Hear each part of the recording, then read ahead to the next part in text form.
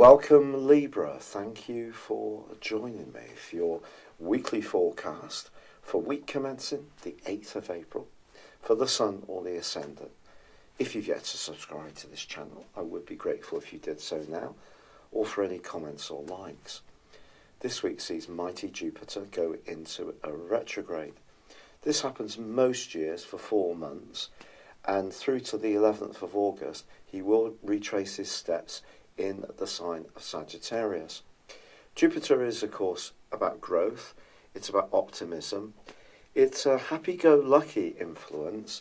It's also about higher education, travel, and in the third house, where he's been for you since the 7th of November last year, it's really been giving you encouragement to express yourself and any ideas that you have. Over this next 4 months period, it's not saying that you shouldn't express those ideas.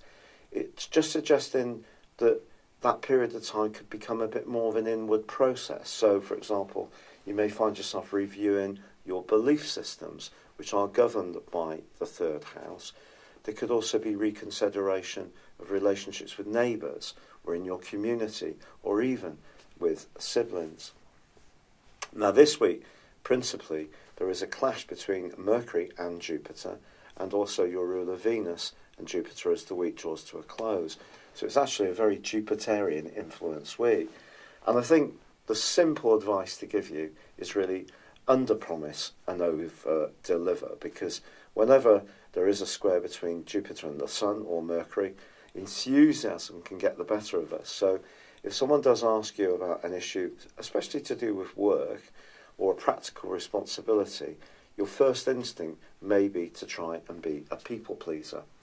And especially with the Sun now back in your sector of relating. But by Friday of this week, there is actually a quarter moon, which can see your feelings quite close to the surface.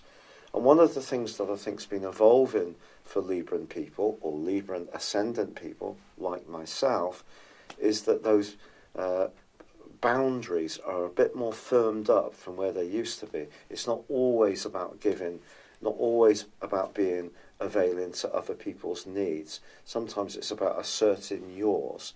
So I think this week it's about being clear about the practical issues you need to attend to. And yes, there can be some conversations. Try to understate what you can do. And there could be a time of greater reflection that's emerging for you around those things that you really are motivated about. Have you ever had your personal horoscope prepared based on your time, date and place of birth? If not, the information within this will go way beyond your zodiac sign. Based on your character analysis or 12-month personal horoscope forecast, if you choose to have both, I will give you a 30% discount. My forecast uses a modern form of prediction called directions. This is where we advance a natal birth chart forwards 1 degree for every year of your life, and then compare it to your natal birth chart when you were born, and also to current transitory planetary activity. A large astrological study found that this was the most accurate form of forecasting. Why not join me beneath this video on the link and check this out for yourself? But for now, it's been a pleasure being with you. Good luck and goodbye.